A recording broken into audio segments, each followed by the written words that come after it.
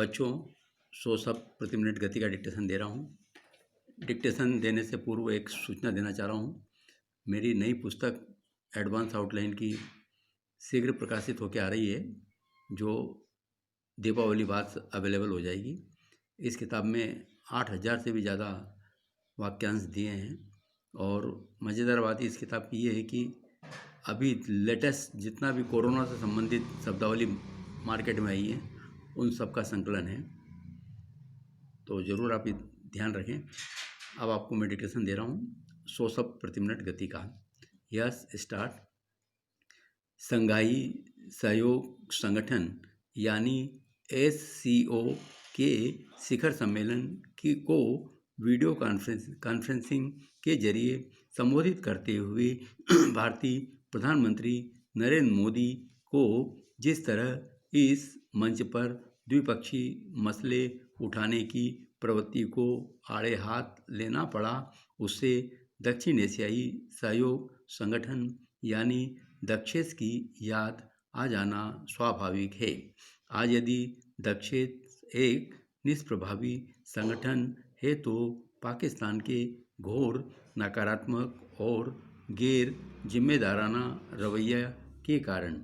यदि SCO के सदस्य देशों और खासकर पाकिस्तान एवं चीन ने अपना रुख रवैया नहीं बदला तो यह संगठन भी दक्षेस की राह पर जा सकता है।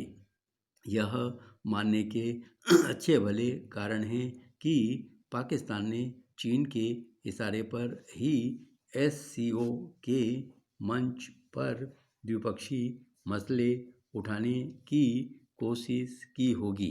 ऐसे में यह अच्छा हुआ कि भारतीय प्रधानमंत्री ने यह स्पष्ट करने में कोई संकोच नहीं किया कि SCO में बार बार अनावश्यक रूप से द्विपक्षीय मुद्दे उठाकर इस संगठन की मूल भावना का उल्लंघन किया जा रहा है। इसी के साथ उन्होंने यह भी साफ किया कि एक दूसरे की संप्रभुता और अखंडता का सम्मान किए बिना आगे नहीं बढ़ा जा सकता। निस्संदेह उनकी इस टिप्पणी के निशाने पर भी पाकिस्तान और चीन ही थे। यह पाकिस्तानी प्रधानमंत्री इमरान खान और चीनी राष्ट्रपति शी चिनफिंग के हाव-भाव से भी स्पष्ट हुआ। यदि उन्हें भारतीय प्रधानमंत्री के समक्ष असहज होना पड़ा तो इसके लिए वे अपने अलावा अन्य किसी को दोष नहीं दे सकते।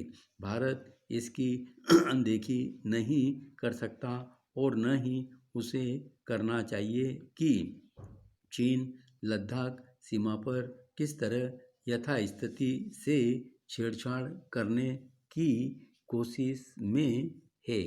चीन केवल भारत की ही अखंडता के लिए खतरे नहीं पैदा कर रहा है, बल्कि वह अपने अन्य पड़ोसी देशों के लिए भी सिरदर्द साबित हो रहा है।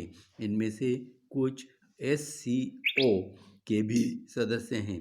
इन सदस्य देशों और खासकर रूस को इसके लिए अतिरिक्त सतर्क रहना होगा कि SCO चीन और पाकिस्तान जैसे देशों के अड़ियल रवैये का शिकार न बनने पाए, क्योंकि इसके आसार कम है कि चीन अपने अड़ियल रवैये का आसानी से परित्याग करेगा।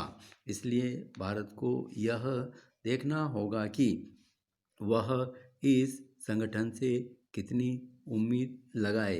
यही बात एक अन्य संगठन ब्रिक्स पर भी लागू होती है, जिसमें भारत, रूस, ब्राज़ील और दक्षिण अफ्रीका के अलावा चीन को भी भागीदारी है। मौजूदा हालात में उचित यह होगा कि भारत इन दोनों संगठनों से ज़्यादा उम्मीदें लगाने के बजाय क्वाड को और सशक्त करने में जुटे। यह इसलिए आवश्यक है क्योंकि एक तो यह मूलतः लोकतांत्रिक देशों का संगठन है और दूसरे संयुक्त राष्ट्र भी तेजी के साथ अपनी प्रासंगिकता खोता जा रहा है। धन्यवाद।